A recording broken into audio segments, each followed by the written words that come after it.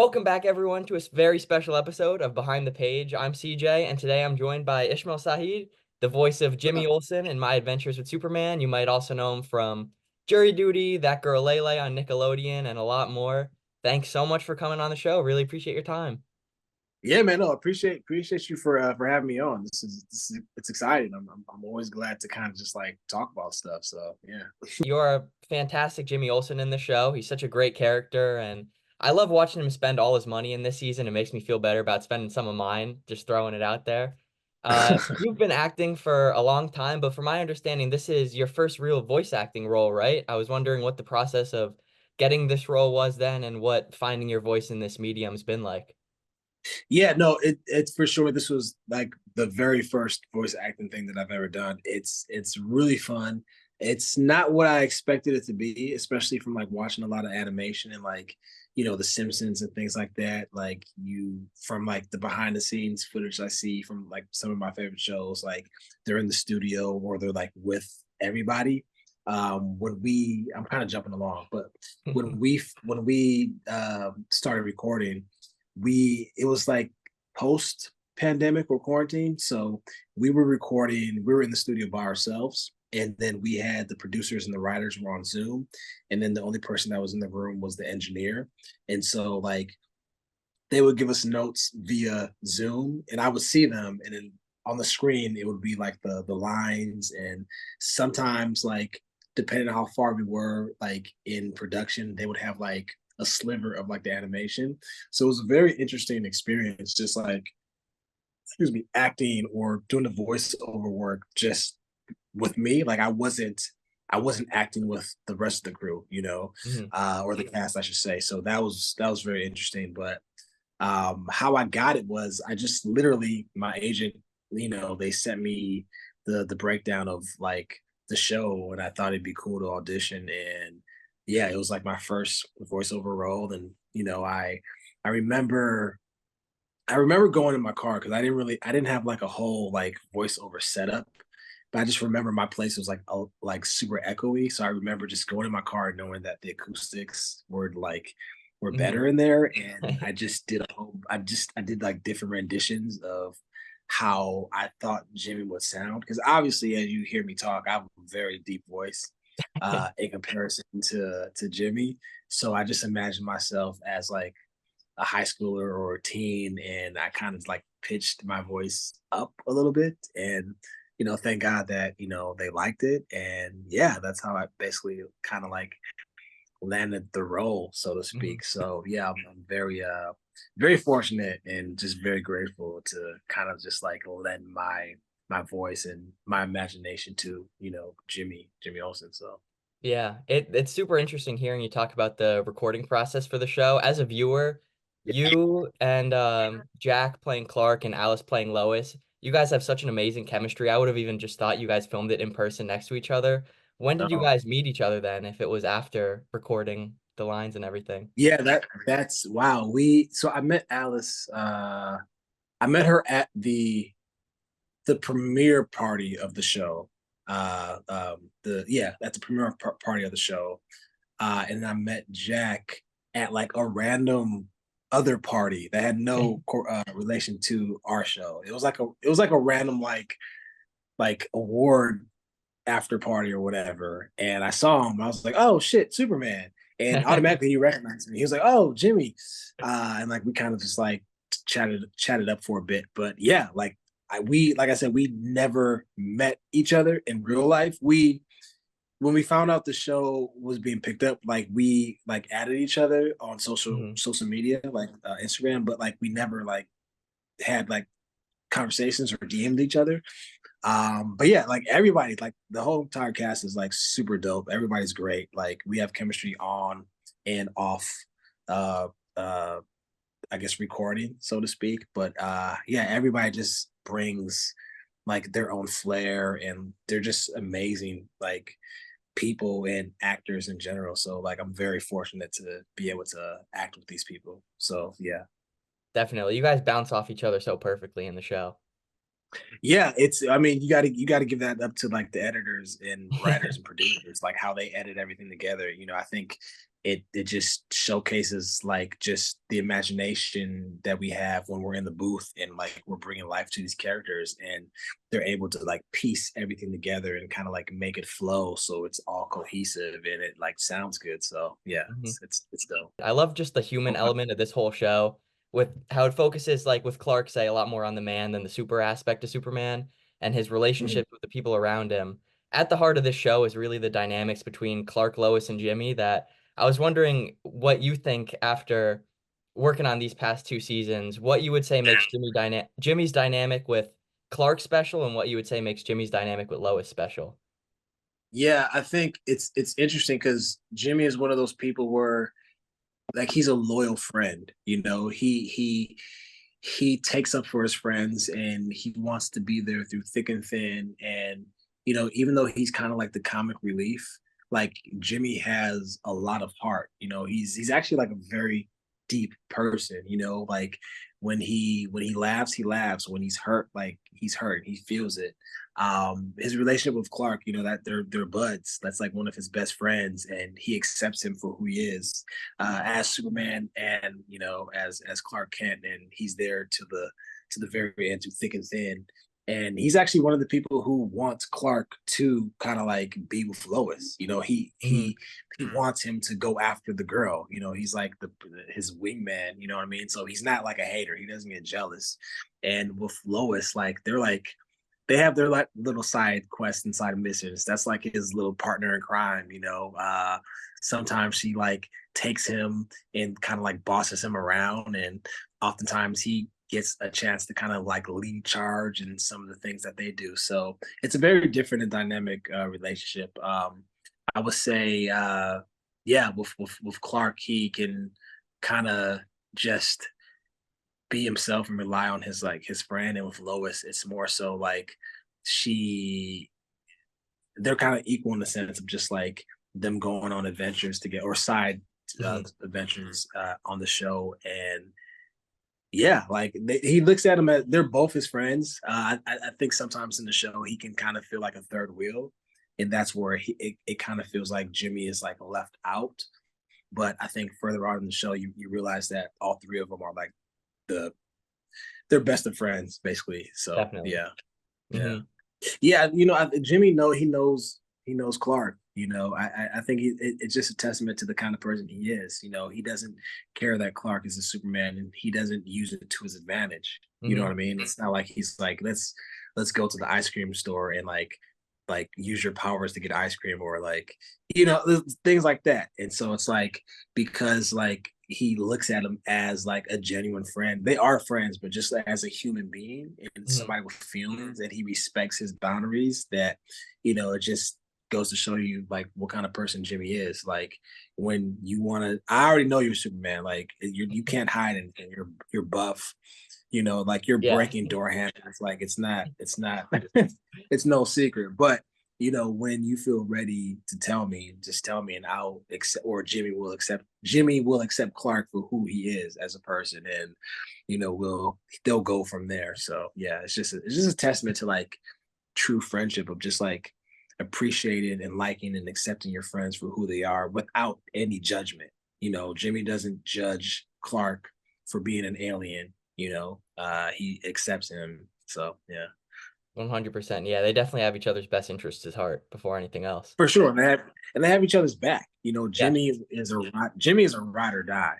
You know, and he's also the type of person like, well, he'll put his foot down like whenever he thinks Clark is out of line, or you know, yeah, yeah, they're best of buds. So Definitely. Yeah. And in this latest episode, Jimmy meets Kara, Supergirl, Clark's cousin. Supergirl's a great character that I love. I can't wait to see more of in the show.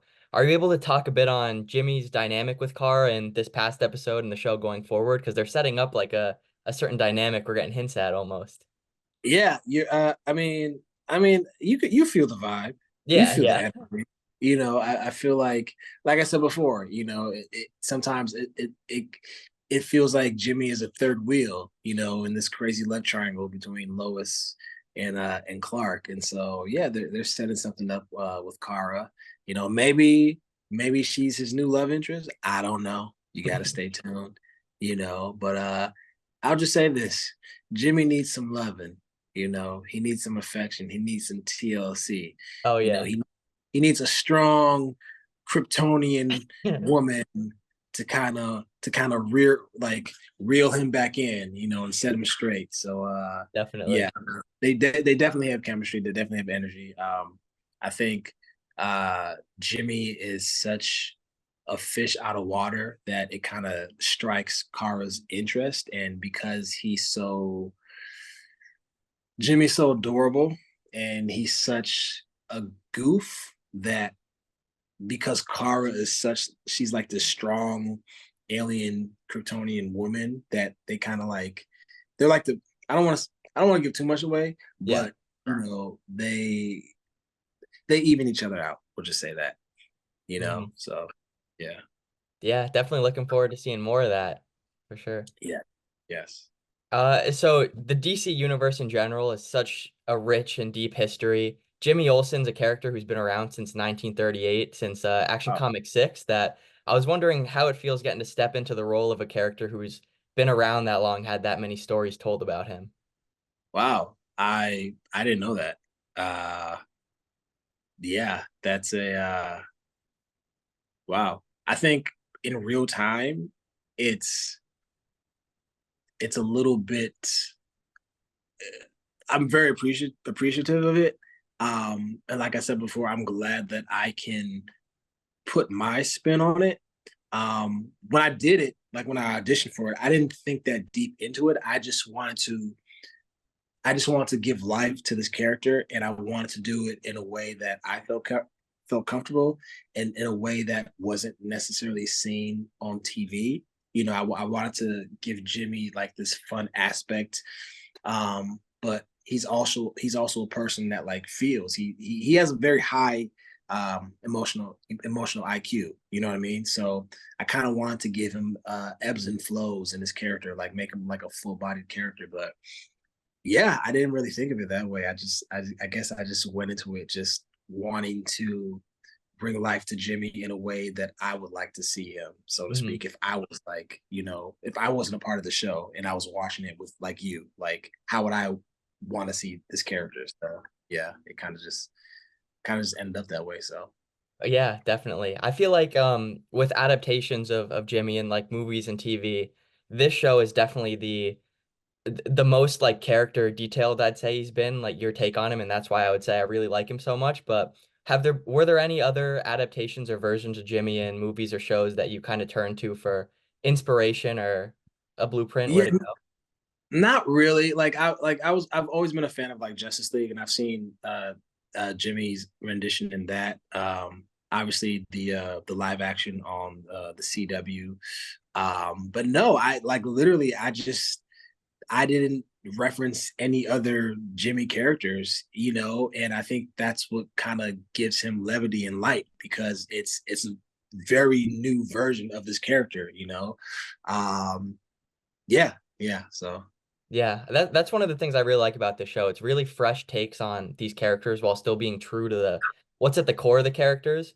It's really cool seeing Clark in this style of show where it really focuses on his relationship with the people around him as opposed to him being a god and these powers. And it's really cool seeing Lois too from more of the intern perspective at the start of the show. Usually when we meet Lois, she's a high up at the Daily Planet already, and I feel like that just is even more true with your interpretation of Jimmy. There's a lot of while still holding true to the characters and what they've always been, it's really fresh, unique takes that for viewers like me, it makes the show so much fun to watch. yeah, I mean, they're going through their everyday adolescent lives. They're going through work drama, they're going through relationship drama, they're going through juggling, family, with Lois and her dad. They're going through coming into millions of dollars, like Jimmy, and Superman and Clark. He's going through, his identity, like who is he as a person, who is he at his core, and these are all things that like everyday people go through. I mean, obviously not to that scale. I mean, some Mhm. people do. But yeah, like that's just a testament to like the writing and the writers and the producers wanting to tell a version of this that people could relate to. in a sense. You know what I mean? And I think they kind of executed it. Not think, I know they executed it well. And like you, people who are enjoying it, it's like I said, it's not like any other superhero show or Superman show that you watch. You know, we're not just focusing on Superman, beating up supervillains. Although that's a great aspect to any superhero show, but we're Mhm. looking at their relationship. And I think when you look at it through that lens, you're making more room for them to grow as people, and the stakes are more high because there's something kind of driving them. So yeah, it's great. And not to mention, like, they're it's in an anime style as well too, which Yeah. really hasn't been seen a lot in superhero shows. So Yeah, that's one of the coolest parts about it, just like in the overall style of the show, and even down to Superman powering up, the animation style in those sequences is really cool. yeah.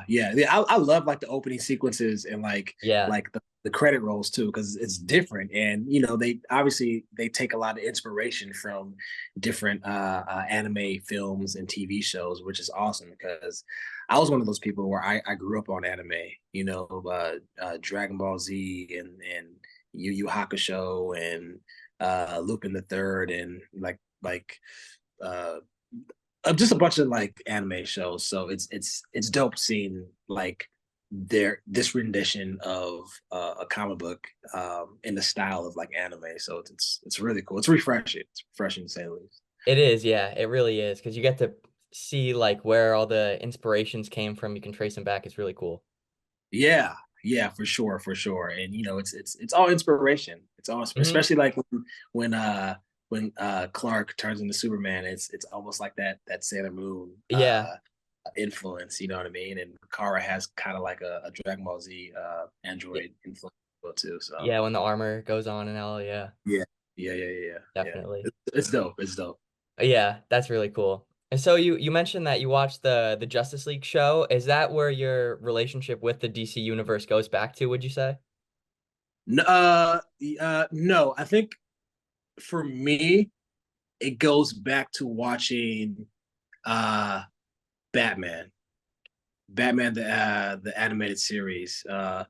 Um yeah, I just remember loving that show, and that's for me, that's where it goes to. Even Hmm. further than that, like the Batman the movie with oh my god, I'm blanking With Michael on Keaton? Michael Keaton. Yes.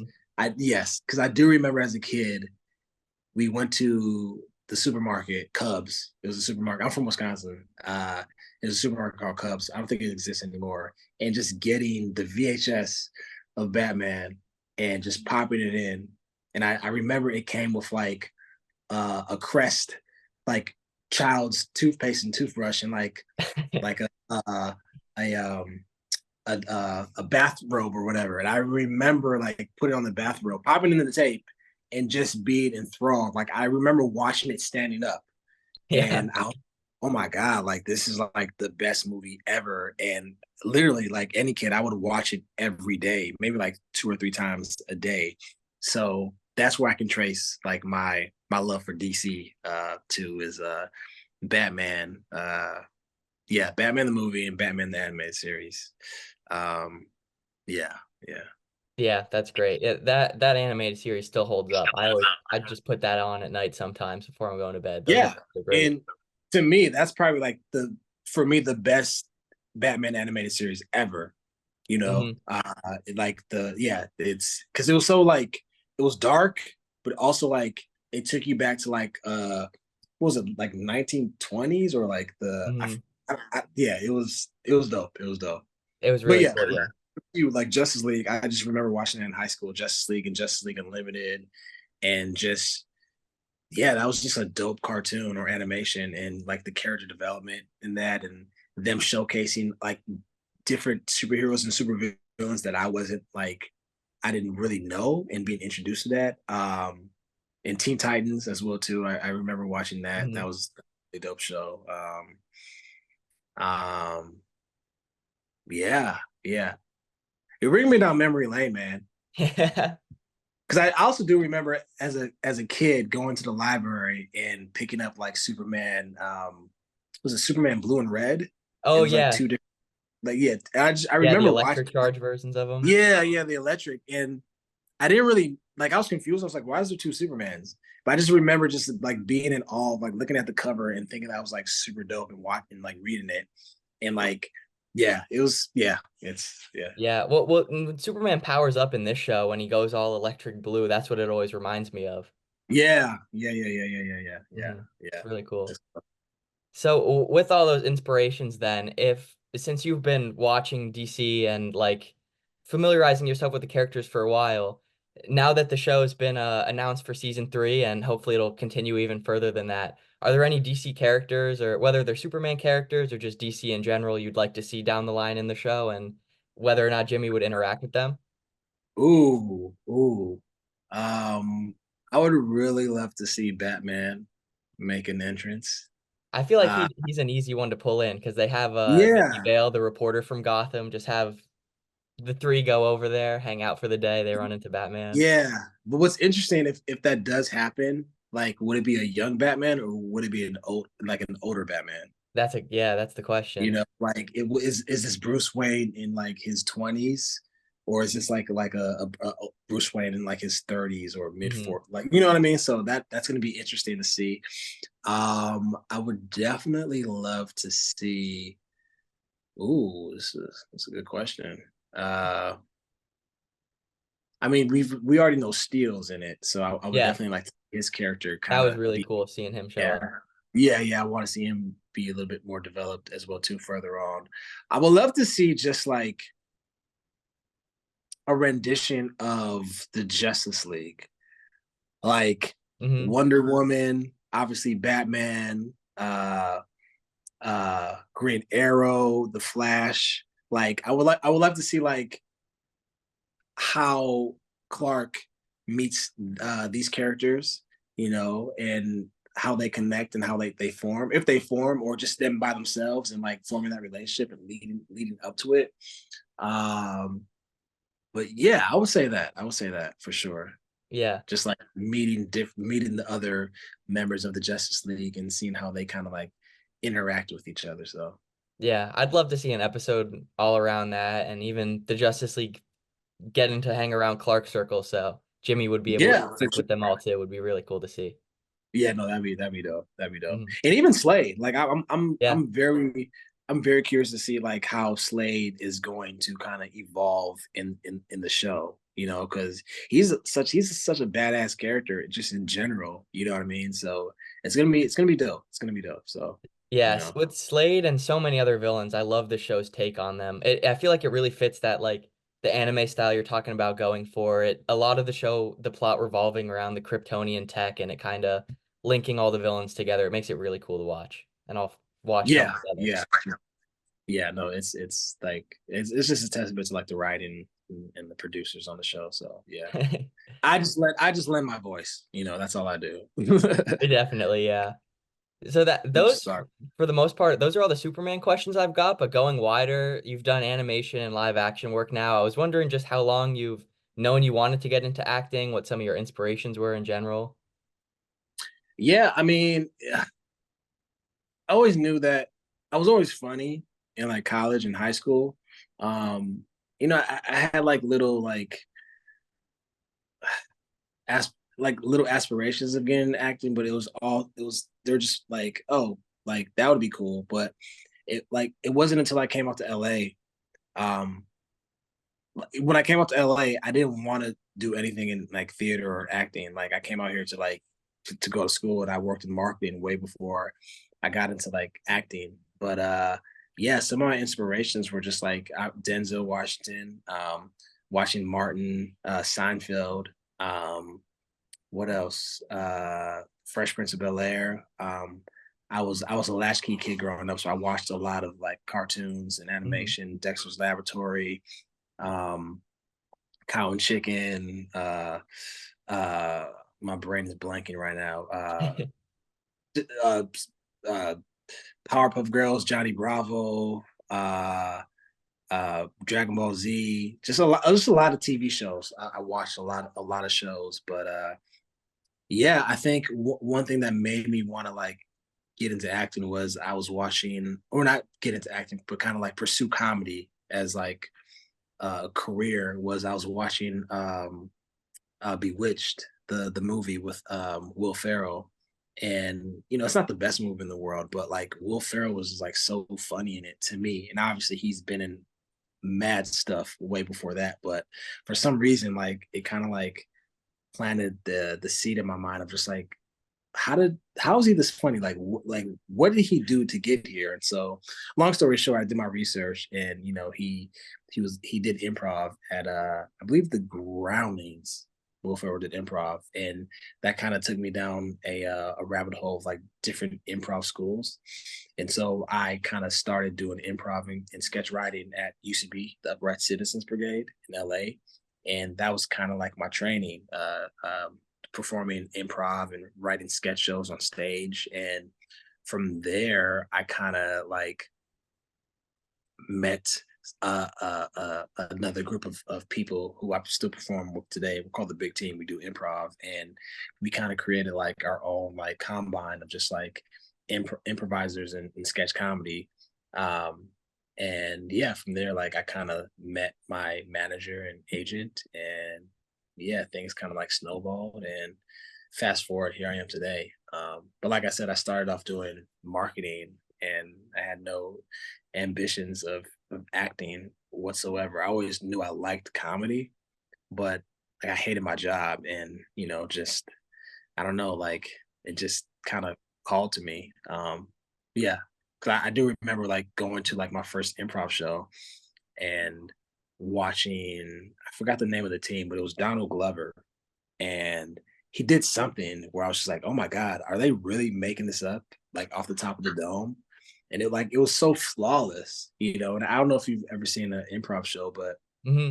if you watch improv, you either like it or you're just like, what is this? This I don't get this. Like what's going on? You know what I mean? And me, I completely fell in love with it. Just the fact that they were able to like make this stuff off the top of their head. And improv is so unconventional. It's very different from stand up. You know what I mean? Like you're doing this with a group of people. Or like before, yeah, with a group of people. You're not doing it solo. So yeah, that's kind of like how I cut my teeth through like acting and comedy. Like I didn't take any acting classes, or like I wasn't like a theater nerd. I just knew that, like I liked comedy. I knew the beats of comedy. I hadn't like I knew what was funny, and I think because I knew the core of it, it kind of made my transition into it easier. But you have to kind of like train yourself. So I took acting classes like out of college, and yeah, I just kind of stuck with it. You know what I mean? There's a lot of people that I know who kind of uh like quit after a certain while, and yeah, this shit is hard. Like I still can't believe I'm still doing it after all these years. But yeah, it's you kind of just have to like stick with it.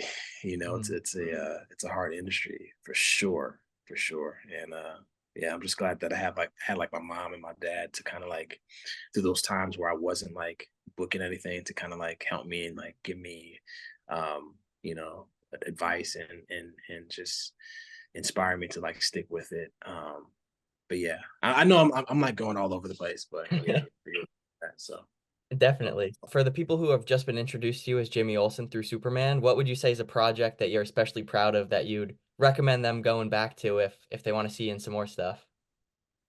I would say go watch Jury Duty Great on show. Amazon Freevee. That's a show that I'm very proud to be a part of. That's a show I didn't realize would be such a big hit. I think when you like as an actor, like when you do shows, like you never know what's gonna hit. It can either be good or it could just be like a pile of like dog doo doo. You know what I mean? You're like you just want to do the best job that you can, and you just hope that people like it. But yeah, I would say go watch Jury Duty. Like I'm to this day, I'm still surprised that like it had all these accolades and like people watched it.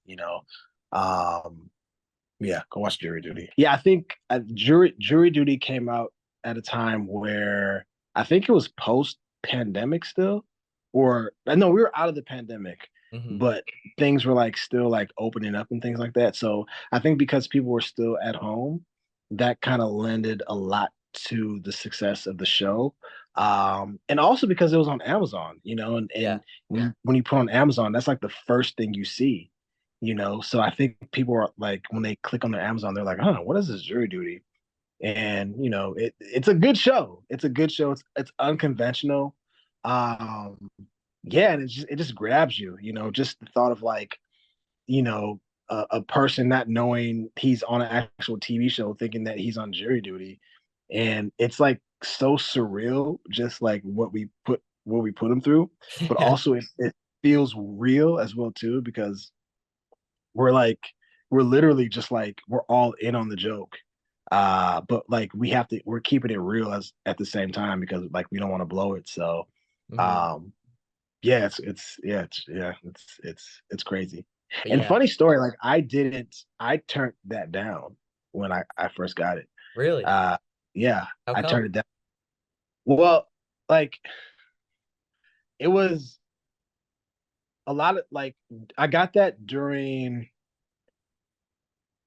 I think I got that during quarantine, or I auditioned for it during quarantine.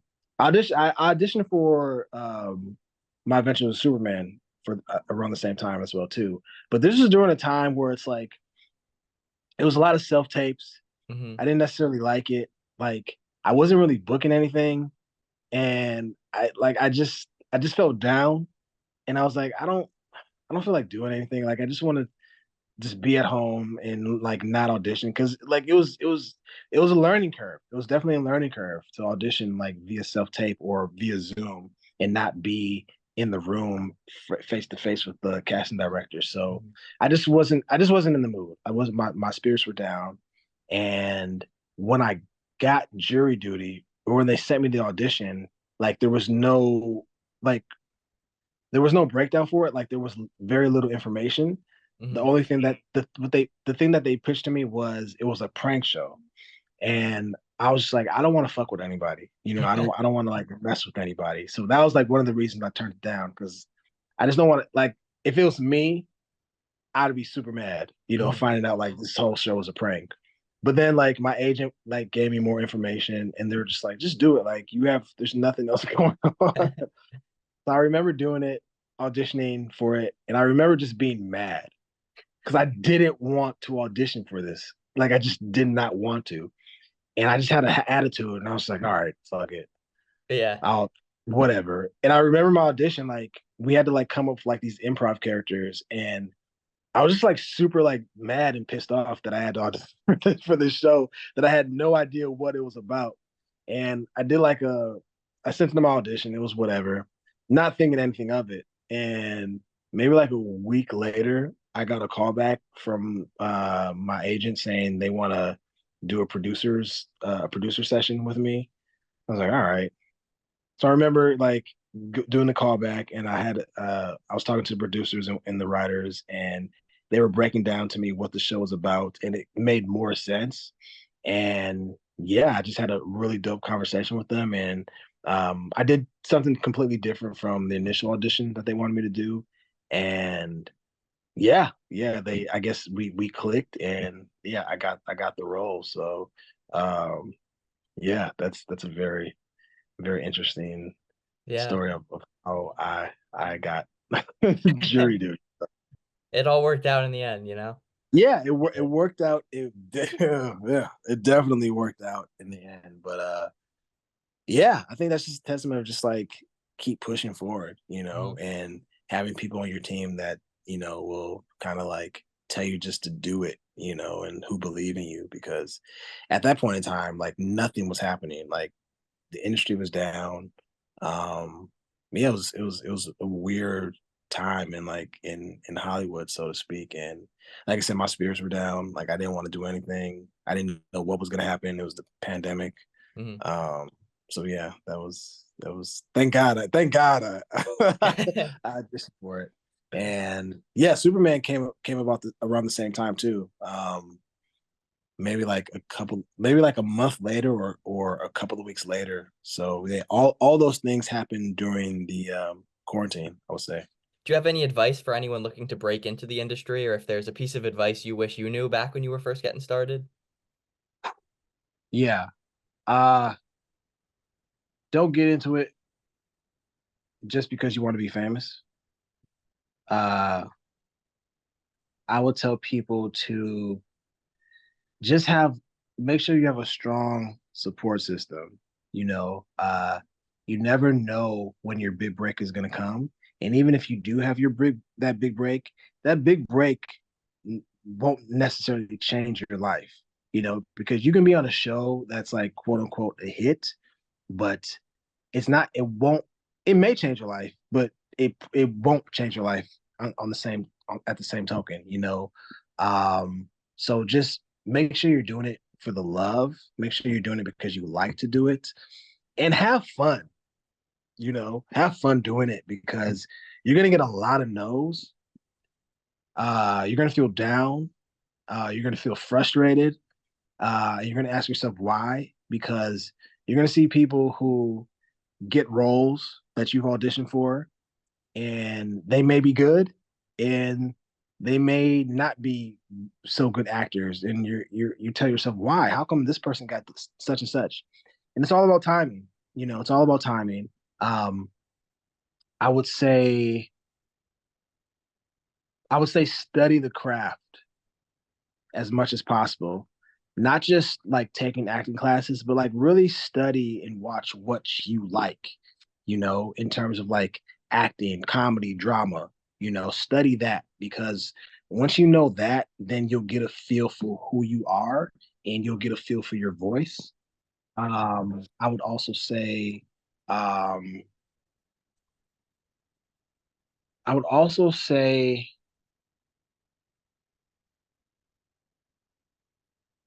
this is a really good question. You're making me think. Um, I would also say you don't really have control of the outcome. And by that, I mean, you'll go on an audition and you might kill it. It might be like one of your best auditions ever, but then you won't book it. And by not booking it, I don't get down on yourself or ask yourself why, how come I didn't get this?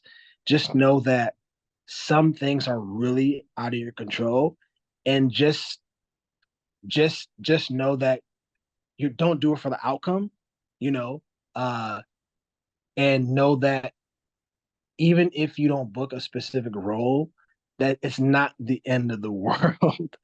Like it's not. It really isn't in the grand scheme of life. Um, your time will come. You just have to stick with it, and as you stick with it, just become undeniably good and better. Because when you become better, then you're going to meet an opportunity where it's going to be like nobody can take that role away from you. You know, it's going to be yours. You know, it's a lot of hard work, but in acting or in Hollywood or whatever you want, whatever it is, like it's a lot of luck that comes into play. It's a lot of who knows who, nepotism, uh, and just know that it doesn't always rely around talent, and you have to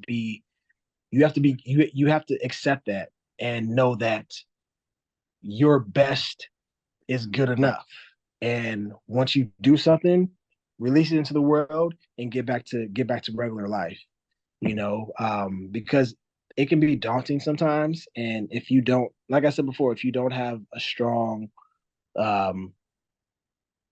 a strong base in terms of like family and friends, then your whole life will revolve around getting a role or booking this and that, and that can siphon out all of the fun in it, you know, because when you're acting, like you want this, it's such an unconventional job, and it's fun when you're doing it, but you don't want it to at least for me, obviously it's work, but I don't want it to feel like work. I want it to feel like fun and creativity. But obviously as you go on the journey of auditioning and like studying and taking classes, it's work. You know, it's definitely work, but look at it as you're investing in yourself, you know. But I would definitely tell myself like just to have more my younger self, just to have more fun and to really just like not not let things get to me in a sense. Like if I don't get a specific part or if I get X amount of no's, because that's only gonna like make you stronger and just know that like your time will come, whatever it is, whatever role it is, you will always get an opportunity. And consistency is key. Consistency is key. And I don't know, it's a lot of things that I'm saying. I might be rambling on. But also have hobbies outside of acting. Like have hobbies, get life experience. Because if you're just an actor, you don't have any life experience or hobbies or just interest, then your performance will get stale because you don't have anything to draw from. You know what I mean? Mhm. So, yeah, just that's what I would tell myself. Because I remember when I first started acting and taking classes, like my whole focus was like taking class, studying, studying, and I got bogged down because I didn't really have like life experience. I wasn't like living. I was just like taking classes, which is fine, but to be an actor, you have to like be well rounded, and you have to like draw from something. You have to be inspired from something. So it's a lot. I might. It sounds like I'm rambling. I probably am rambling. I will end on don't compare yourself to anybody else. You know, everybody's journey is different. You know, you might feel like you're supposed to be at a certain height in your career in life, and you compare it to somebody else, and you're just like, damn, how come I'm not here? You know, uh, don't do that because that would be a detriment to you because you're exactly where you need to be. And knowing that and staying focused, you'll become light years ahead of in your career. So just be patient. Just be patient, just be patient and yeah, just stick with it, yeah, I'll end on that. Thank you. And That's have some great fun. advice. Yeah. Be patient, stick with it, and have fun. Like that's the key. Have fun, because Hmm. the minute you're not having fun, then it's gonna show. It's gonna show for Hmm. sure. It's gonna show. So yeah. Yeah. And also be well rounded. Be well rounded. Like if you're an actor, uh, get with somebody who's a writer. Create, because just you sitting back and waiting for opportunities to come, you're probably not gonna work a lot. So just create. Uh, get with writers, get with people who are directors. Just make your own shit. Like really, just make your own shit. Because the more you do that, the less reliant you become on opportunities, and you're making your own opportunities. And Hollywood is a show not tell industry. So the more you show, people are gonna come to you and they're going to want to be a part of your stuff versus you being a part of their stuff. So Hmm. yeah, that's it. That's it. That, thank you. That's some great advice that I really appreciate. And I'm sure everyone else listening really appreciates as well.